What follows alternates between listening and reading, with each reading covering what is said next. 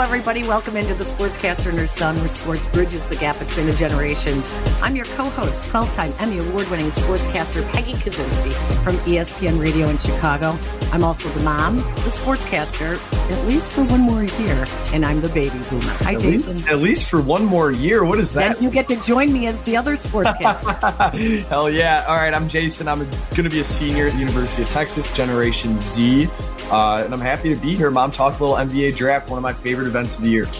Yeah, the draft came and went here in Chicago. The Bulls barely made a peep. They did make a trade to get into the second round. They did sign an undrafted free agent, the most decorated player in the tournament last year for college basketball out of UConn. But Jason, are Phillips and Sanogo reason for the Bulls fans to get excited?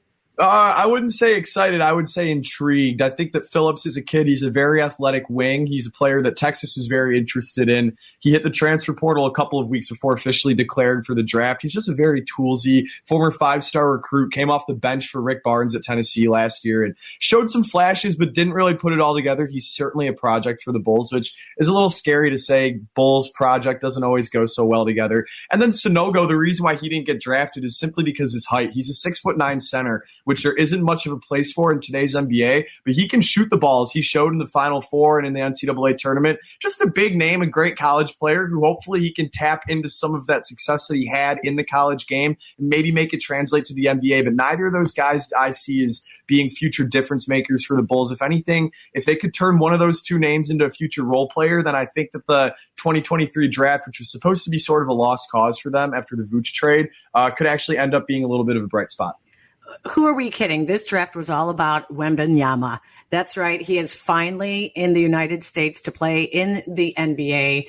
Very exciting for San Antonio. Tell me what you thought overall of the NBA draft, because there's a lot of names in it that people are thinking, wow, this could end up being a really great draft. Well, the parallels that keep getting drawn are with the draft that was 20 years ago with LeBron James's class. The top four of that top five ended up being either current or future NBA Hall of Famers, with LeBron and then, unfortunately, Darko Milicic second overall, and then Carmelo, Dwayne Wade, and Chris Bosh. And I'm not going to go all out and compare the 2023 class to that, but if some of these players who went in the top five reached the fullest of their potential, then we could be looking at the future of the NBA, who just got picked at least in the top three. You mentioned Wembanyama, an all-world type of talent. We've never seen somebody like that in the NBA before. So I've got my fingers crossed that he can stay healthy and that he can perform at a high level. Brandon Miller at number 2 is a personal favorite of mine. He was an absolute lights-out shooter in college at Alabama. Really showed that he can impact the game even when his shot isn't falling. He put up 41 points in a game against South Carolina, but he had some games where he was 2 of 12, 2 of 15 from the field, but he'd still grab 10 rebounds and 5 assists, which shows that he's a winning player for me. And then the third name that I think everybody needs to know from this draft is Scoot Henderson. He was the 3rd overall pick from the G League Ignite. I love the Russell Westbrook comparison with him. His shot has not come along yet, and I don't see it coming along, but he does literally everything else at a very high level on the basketball court, moves quicker than anyone else, moves very efficiently. He's a great passer, great defender, makes winning plays. I'm excited about this draft class. It's a little deja vu because I feel like I was saying the same thing last year, but the top talent in this year's class rivals any other NBA draft class in recent memory. Well, and then it really got interesting. We are seeing double in the NBA these days. Brooke and Robin Lopez, Marcus and Markieff Morris, Caleb and Cody Martin. Chris Murray of Iowa is the twin of Kings forward Keegan Murray. You're a twin. Jason, what is going on? Yeah, but you're not in the NBA. We're not going on. You know, I think it's really cool. I think that it certainly is maybe a little bit of a product of AAU now, and just how much, you know, these kids are just, they're so like, basketball is just drilled into them from such an early age to where, like, I guess it kind of makes sense that, like, if one twin is so good, like the other twin nowadays is just as good. Like, you named all those examples, especially 2 examples who have recently come in the NBA, and the Martin twins and the Murray twins coming in the past year. It makes sense. But as a twin, especially as a twin who, you know, me and my brother share a lot of things, but athleticism isn't necessarily one of them. I think it's really cool. And, you know, we talked a little bit this past week, like, you know, what would you do? Like, I know I tweeted this, and I just wanted on record that if me and Shay were top-tier NBA draft prospects, I'd be excited for him. I'd be happy for him. but it would 100% matter to me the most that I get drafted first, like 100%. And I can't help but wonder if it was the same way for the Thompson twins. That's what I was just going to say. Amen and Ausar Thompson made history the first time twins went in the top 5 in the same NBA draft. So, Jason, there's a familiar name to Chicago basketball fans. He was here for 2 stints coaching the DePaul Blue Demons. He's now the head coach of the City Reapers at Overtime Elite. And I got to tell you, who better to talk to than Dave Leitao about the Thompson twins? Coach Leitao, great to see you. Thank you, Peggy. So great to see you and Jason. I hope everybody's doing well. Everyone's doing great here. So I want to first explain to our viewers and our listeners what Overtime Elite is, because this is really new to basketball. Explain to us how you got involved with Overtime Elite. Yeah, so my last year at DePaul, somewhere in and around the springtime when I was getting ready to leave, I had a phone call or two with a couple of friends of mine from New York because Overtime as a company is based out of New York, and they were starting an arm of it, which is called Overtime Elite, as you mentioned. Where my interest was, and I was kind of all over the place as to what I would do once I was leaving Chicago, but then subsequent to that, I got a call from Kevin Ollie. Kevin and I have known each other and been very, very close since he was a high schooler at Crenshaw in South Central Los Angeles. And he told me he was thinking about taking a position as the head of basketball operations, and if I would come on board to help him out, be one of the coaches, kind of like a confidant. Everybody needs a confidant. And so I thought about it. I did some research. I've always been a little bit of a risk taker. And so not knowing exactly what it was and what it was about, but wanting to be close to Kevin and then take a venture on and pivot away from college a little bit. So those are some of the parameters that I chose to come to OTE with. And it's been nothing short of phenomenal each and every day that I've been here. It's been one of the joys of my lifetime to be here and be with the people here, and especially the athletes, particularly Amen and Ausar. The Thompson twins, who you got to coach, end up being the 4th and the 5th pick in this year's NBA draft. Only Lonzo and LaMelo Ball are the only other brothers to both go in the top 5 in the same draft. It's really quite an amazing story. Identical twins. I believe this is their first time apart now, one going to Houston and the other one going to Detroit. What was it like to coach these guys? Kind of like I said, about being here. These 2 young men, Amen and Ausar, I had the privilege and pleasure coaching, and I was allowed to do that because our team won the championship. So it's like, okay, as a reward, we'll let you coach the 2 Thompson twins, and just don't screw it up.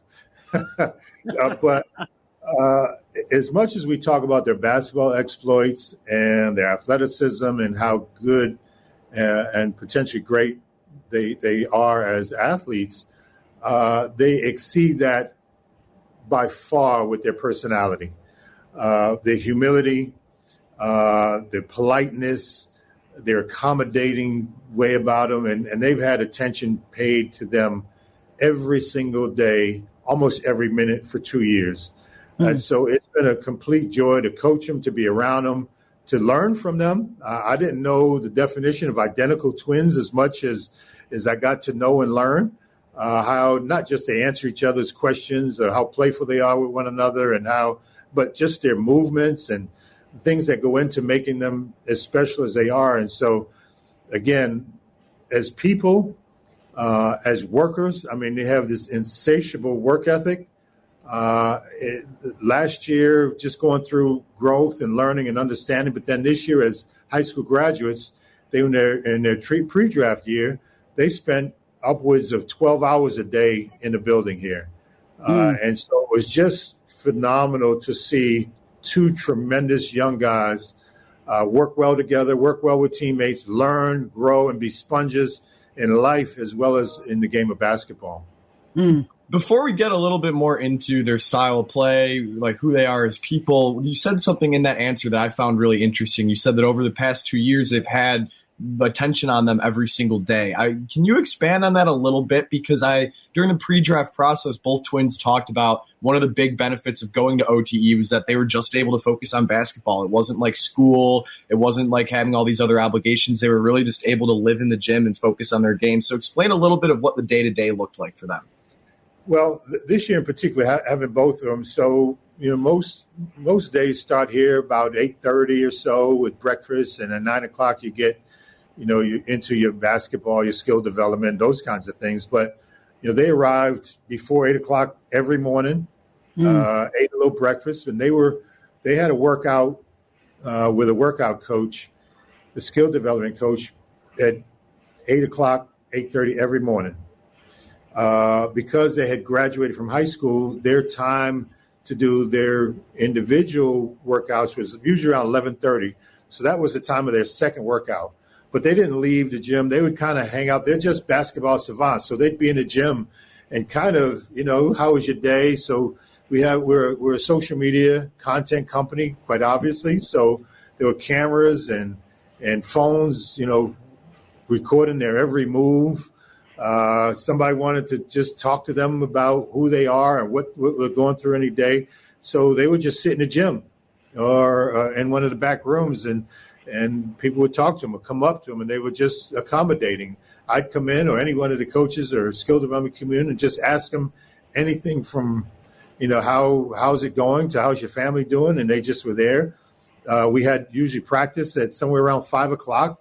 So after they had lunch, they might try to watch some film or get in the weight room, do those kind of things. And then after practice, they'd get with a shooting instructor and work on the shooting. So their days were pretty full, not just with the basketball that they talked about that they could concentrate on, but just any random thing from something specific as weightlifting or nutrition to, somebody wanting to know how they're doing. And they did everything with a smile. That's awesome. That's great to hear. So let's talk a little bit more about the on-court style of play. To my understanding, Amen is the point guard of the two. His on-ball skills are supposed to be incredible. Sees, plays before they happen. Ausar is a shooting guard, a little bit of a better shooter from what I've read. Both allegedly struggle a little bit with the shot, but both are supposed to be all-time, top-tier athletes coming into the NBA. So tell us a little bit about what both the twins bring to the table on the court. Well, I try not to, go overboard and gush because after being in gyms for almost 40 years, you think like you've seen just about everything, which I really haven't, but I've seen a lot. And I said half jokingly, but mostly serious, that 2 to 3 times a week that one or two or both of them would do something I've never seen before. And, I just take all my experiences, and that's not partially true. It's totally true because their athleticism is just on another level. They have explosion and quick twitch muscles like somebody who's 5'10" and a great athlete, but they have a grace about their game, about their movements, and especially when they take off almost like a triple jumper. They glide. And they stay in the air probably a count or 2 counts more than anybody. And they have these finishes in and around the basket that are so creative that I, elbow somebody like, did you just see that? And wow. They do it with the grace of their personality is matched by the grace of their athleticism. And they can put it in basketball terms. Amen, a lot of times with the ball in his hands leading a break, that he could see the guy in the left-hand corner and make a right-hand pass right there on time, on target, or just leave his feet and do something, behind his neck. And Ausar the same way, on the wing or finishing on a break. And then to have them both together, which obviously won't happen now that they've been drafted with 2 different teams, but that they can work in harmony, almost like beautiful music, because they are identical twins. And essentially, they were either passing to the same person because of being identical twins, but knowing each other and how they operated in lockstep was just amazing to see and be around. I got to tell you that I was reading some funny stuff from a great piece on them by the New York Times.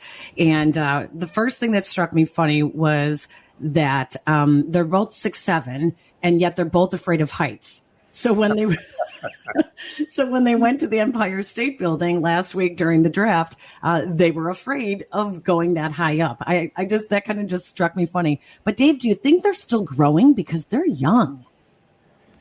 Yeah. So I think they've grown since they've been here.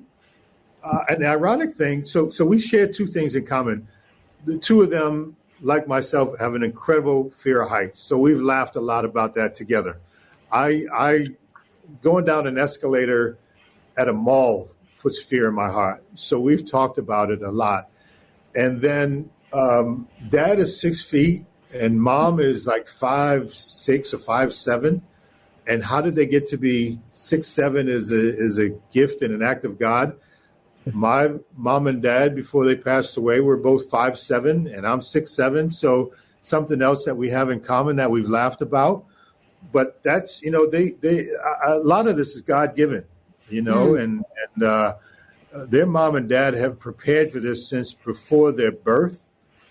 So whether it's their fear of heights, which comes naturally, it's not something they wanted, or their height, whether they still grow, we'll see. God has an intention for them. But what has happened, if you look at before and after pictures, that physically at 215 or 218 pounds, they've grown exponentially since they've been here from a strength and conditioning standpoint. So they are more prepared, not just because of their wingspan or their size, but also their muscle mass too.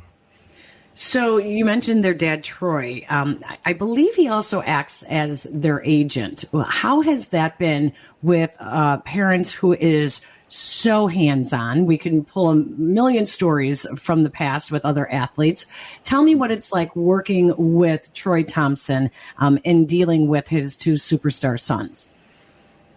Well, first of all, it's not his first rodeo. He was his older son, Troy Jr.'s agent. So he's already got his certificate and been through the business a little bit. So he has more than somebody who's tried that before as a parent. Mm-hmm. But what he will and has already started to encounter, we're not talking about one, we're talking about two. And having to be in Houston one day and Detroit the next, or having to juggle all those kinds of things. So, but for us here, he's been a pleasure because he's very rambunctious. He's type A, but he also is very accommodating and understanding. Especially with me, he's become a really good friend of mine more than anything. And I think he understands that I've always had their best interests at heart as a coach. I've tried to impart my experiences on how I go about the business of teaching them the game of life as well as the game of basketball. And I think he has appreciated that. Commonality, he spent a lot of time in Hartford, Connecticut, as have I at the University of Connecticut. So there were some things that we could mesh on. Moving forward, we'll see how that manifests itself because it's a lot to handle for any lottery pick, never mind two. So I would hope that he'll get a lot of support, help as he goes through his journey, not just for their on-court exploits, but the things that they have to invest in themselves off the court as well. Coach, one of the things that I was really excited about talking about in this interview, I happen to be a twin. I'm not an identical twin. I'm a fraternal twin. But you said a little earlier that you learned a lot about twins and about identical twins just from being around them. Let's hear a little bit about what you learned, because I'm super curious to hear just about like what the day-to-day is like. I could never imagine doing that with my twin brother. So first, it took me at least 2 months to distinguish one from the other. Yeah, I believe it. Amen. I mean, Ausar. I mean, no coach, I'm Amen, or I'm Ausar. And I would be happy when we got to basketball stuff because one was 0 and one was 1. So that Ausar wore number 0. That was an easy distinction. And Amen wore number 1. But if I were looking quickly, I couldn't make that distinction. So as a grown adult, it wasn't easy, never mind for their teammates as teenagers trying to figure out who's who and what's what.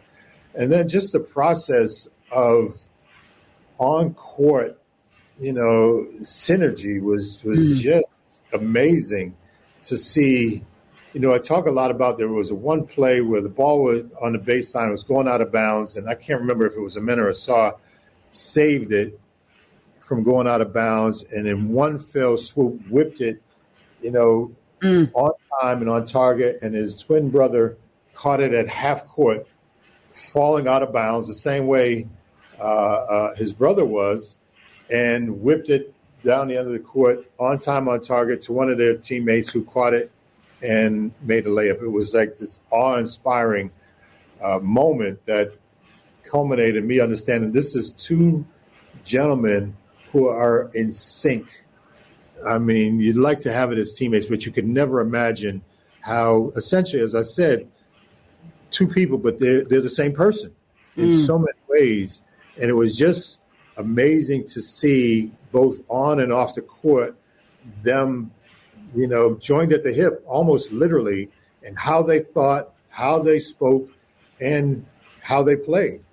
I have to tell you, Jason, as a twin, watching you and your brother grow up. We didn't have that on the court together. They didn't. No, unfortunately, they did not. I knew right away that they would be journalists, not athletes.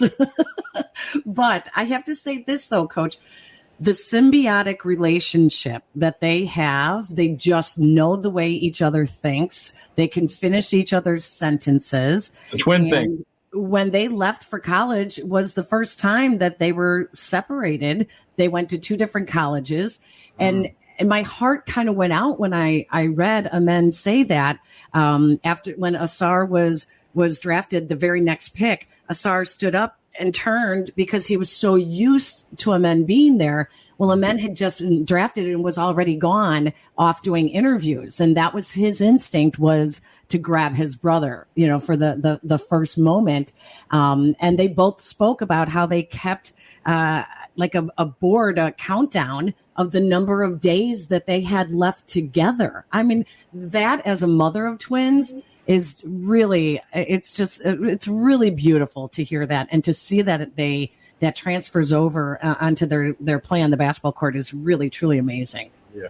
So two challenges, one in real time and one futuristically will come as a result of that, or have come. They are, as I mentioned, and you just talked about with your sons, in lockstep in a lot of things they've done, and they've done it together since birth. Their teammates didn't always understand that. So it's like, I'm here, I'm wide open, and you're passing to Ausar. I'm wide open. Like, I don't understand it, and I'm upset with that.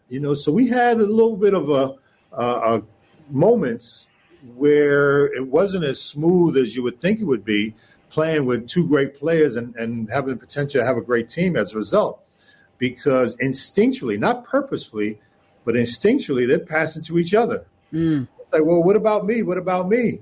And so we had to get through that. And there was a moment we brought them in. Me and my assistant, we brought them in to the film room and we watched it. You see who this guy's open right here, and you missed him there. And then and they stopped and like, Coach, we see it, we realize it, and now we get it. And I guarantee you give us 10 days and it will change. And goodness gracious, if it did not change in less than 10 days, and they became much better at sharing.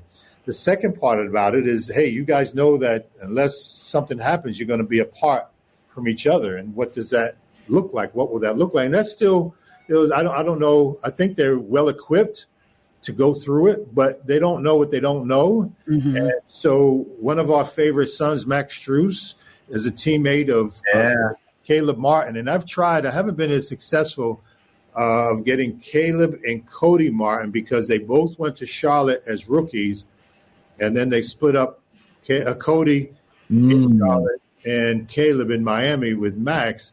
And so it's my job over the next X amount of days or weeks to get the four of them together so that they can discuss what it will be like to be apart as identical twins for the first time, because this year, or actually last year, was the first time that Caleb and Cody had spent any time apart since they were, obviously born and were little children. Wow. That's incredibly interesting. And it leads to my next question. Did the Twins ever, because there are a couple teams in the OTE league, Did the Twins ever consider playing on different teams to prepare for the NBA? Because there was never really much of a possibility that they'd be drafted to the same team. Well, Jason, year one, last year, I had Ausar and Amen played on another team. So they did compete against each other and were apart. They were in the same building every day, so it was a little bit different. So they worked out together. They did a lot of things together, but come game day and some of the practices, they were apart, which is a little bit different than what they will experience moving forward. Right. But it was decided by OTE and their family that because this is the last time that they will be together, they should go out. Because if they went to college, they would have been together. If they went to the G League, Ignite, they would have been together. So why can't they be together here in their last curtain call? So that happened here. But last year was that they were apart, but not totally. So this part being in different cities will be a unique experience for them. Coach, you brought up the G League, you brought up college. I think that the thing that it's been a little maybe unfair to the Twins that the knock against them, if there's been a knock, is that they're just a little unknown compared to the other names because they didn't play on national television. You know, they didn't play in all these big games. But as somebody who spent more time with them and around them, both on and off the court than, you know, really anybody, why are they just as, if not better, prepared for the NBA than the prospects coming from the G League, coming from college, coming from the international game? Well, the first thing is that they are way, way more mature and prepared than the next person. Family has done a great job preparing them, put them in the right atmospheres to learn and grow as human beings and individuals, as well as athletes. And then being here at OTE is a different experience than what anybody could ever conceive or even knows about. So their media training, for instance, has been at a very high level for 2 years. So draft night and beyond is not the first time they've been bombarded with people asking them questions or knowing how to handle it. Going through the draft process, we prepared them for that. We just are in the process of celebrating in 2 years. We have 13 pros that have been through OTE in 2 years. So one of the knocks is our level of competition. You know, Don Barlow and others last year, this year, you know, we're getting ready to have, I don't know the number of 6 or 7 or 8 guys play in the Vegas Summer League in July. So it dispels the rumor that on the court, you know, they don't get the kind of competition that they need. I think that's one of the perceived knocks against us, or they're not as prepared as if you went to college or, you know, chose the Ignite route or what have you. It's a sensitive subject because, you know, people always, what they don't know, they oftentimes criticize. Exactly. For us, we embrace the newness of which we are and what we have done to put our athletes, our student athletes, in a position to be prepared not only for basketball, but be prepared for the world ahead. Before we let you go, Coach, I have to ask you this. How in the heck did the Bulls let Max Strus get away? Great question, Mom. Honestly, we are dying in Chicago when it comes to basketball. We're dying.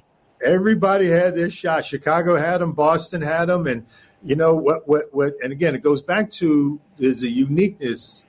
Men in Ausar have, Max has the same thing. When we evaluate, we as the basketball community, an athlete and his or her potential, it's measurables. You know, how well they shoot, how high they jump, what is the makeup, how tall they are, their wingspan, this, that, and the other. The two most important things that go into success of a player is their mindset, what I call wherewithal. Wherewithal has a myriad of definitions to it. Max has that. But it's not, you know, if you're not looking deep inside of it, you're going to miss it. And then it's this spirit and heart and desire and resiliency. Max has been through hell and back. Injury, not drafted, G League, cut, all those kinds of things. And every single day he's shown up as the same person with the same personality, with the same desire and work ethic. And so from that first week that he was with us at DePaul, and I said, Max, you came to me and said, I want to maybe someday make money playing basketball. And our conversation was, you have a chance to be an NBA player. So this is what you should focus on.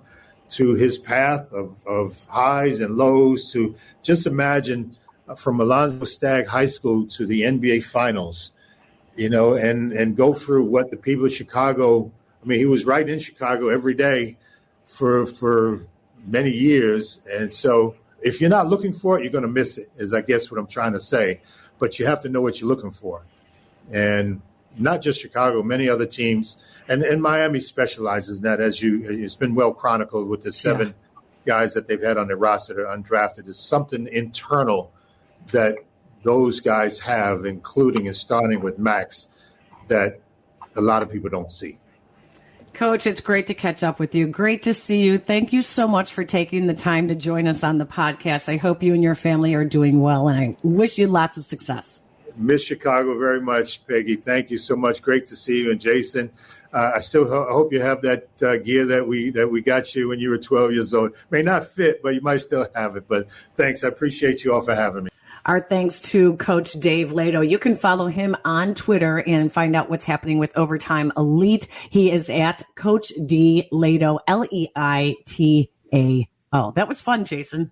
That was a lot of fun. That seriously, I always enjoy when we get to kind of touch on a little bit more of a niche topic, like the NBA draft. It's a big event, but when you start talking about the guys who aren't like the household names, it's sort of like a little bit of a geeky thing that I really enjoy. I had an episode last year that I got to do, and to talk to Coach Leitao, somebody who I watched coach grow up, and then to hear his insight on coaching the Thompson twins, 2 players who I think will be among the better players in the NBA for the next decade. Super cool, super insightful. Great talking to Coach Leitao.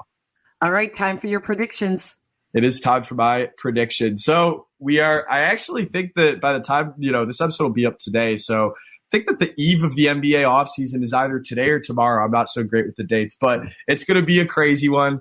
We always have a lot of fun during the NBA offseason, seeing some players move around. So I actually have 2 predictions here regarding the NBA offseason. My first one is a Bulls prediction. We like to keep it Chicago-centric on here. So I'm just going to say I think that they are going to finally move the roster around. I think that Zach LaVine is going to be on the way out. The Bulls see what we see. They can't win with DeRozan and LaVine. I think DeRozan maybe has a year or 2 left of being a top-tier winning player, but LaVine, I think that the Bulls understand that they need to trade him for whatever they can get, and whether that be a young budding future star, a couple future first-round picks that the Bulls haven't really invested in under the Carter-Silvers regime. I think the Zach LaVine is gone. Look at Sacramento, maybe Golden State. There's some options for him, teams that have some cap space opening up, but I don't see him opening next season with the Bulls. My second prediction is that we always get a big summer blockbuster deal, and I think that the big name that's going to be moved, this isn't such a bold prediction, but I actually think that where he's going to end up is a little bit more of a bold prediction. Damian Lillard, I think, is 100% going to be traded from Portland this offseason. We've been waiting these last couple of offseasons. He's been loyal. He's stuck it out. But I think that we're reaching a time where it makes sense for both the team and the player to kind of go through a little bit of a divorce here. A lot of people are saying Miami. My thing with trading with Miami is I think that the league sees what we see, and those players that have been great for Miami are great for Miami and might not translate to other teams in the NBA. So Miami might not be the most appealing trade partner. I've got Dame Lillard going to the city of brotherly love. He will be a Philadelphia 76er by the end of the summer. Ooh, that's a good one. What's your last prediction? So my last prediction, and I've held off on doing this for a while, but I actually read a column this morning that really changed my mind. I do think that the White Sox are going to sell this July. I've been hesitant. I haven't thought that they'd go through another rebuild. Now, it won't be a full-on rebuild. I know this is a basketball episode, so I won't really dive too much into the details, but I do think that, you look, we're towards the end of June. The White Sox are 13 games under. They're in a bad division. They say, you just get in to have a chance at the World Series, but I think we all know, even if by the skin of their teeth this team gets in the playoffs, they have no chance at winning a World Series. And I think the front office sees the same, and they'll start moving some pieces around. All right. Well, my final thoughts are pretty simple, actually, and it has to do with Overtime Elite. It's a controversial thing to have a semi-pro league for 16 to 19-year-olds. But the fact of the matter is, despite what Nancy Reagan said back in the 80s, college is not for everyone. And I think we fall into too many issues, put too much pressure on kids when college may not be what's right for them. a program like Overtime Elite or some of these others could really help prepare these young men for the next level. It could help them in some of the pitfalls we are seeing that they fall into when they, bypass the rules in college and they get away with some form of cheating or not. Now, I know it's a controversial thought, but I do think that it is not for everyone. And I do think that we should be open-minded to programs like Overtime Elite, just for that matter, for that sake. We put so much pressure on the NBA and Major League Baseball and National Football League and in helping with programs for these young men. But the reality is sometimes they need that help when they are 16 and 17 years old, not when they're 21. So I like the idea behind it. The verdict is still out on whether it is going to help a lot of these young athletes. But I do think that the Thompson twins are a very interesting pair of athletes to watch and to see how they develop, not only physically in the NBA, but also emotionally as well. And if they are successes, then I think we're going to see a lot more programs like Overtime Elite. I have to agree with you, Mom. All right. Well, our thanks to Dave Leitao. Don't forget, you can follow him on Twitter at Coach D Leitao, Leitao. Thanks to Jake Cantu as well. He's our producer over at ESPN Chicago, where the audio version of this podcast can be found. ESPN Chicago app. Jason, if they like this episode? Well, if you like this episode, we would really appreciate it if you could like, rate, and subscribe wherever you find your audio. As my mom just mentioned, you can find us on the ESPN Chicago app. That is my preferred way to listen to the show. But wherever you get your podcasts, you can find us, whether it be Spotify, SoundCloud, Podbean, Apple Podcasts, anything. If you like us, rate, and subscribe, it will help us. Make sure to do that. Keep supporting your favorite show. And don't forget, you can follow us on Twitter at TSAHS Pod. That's the Sportscaster and the Sun podcast. Or at Jason Commander or ESPN Peggy. We're also on Instagram, and we have the YouTube page. So if you are not watching us right now on YouTube, you can always check out the video portion of each podcast on our YouTube channel as well. So that's it. Thank you so much for joining us, Jason. Great idea once again for this episode.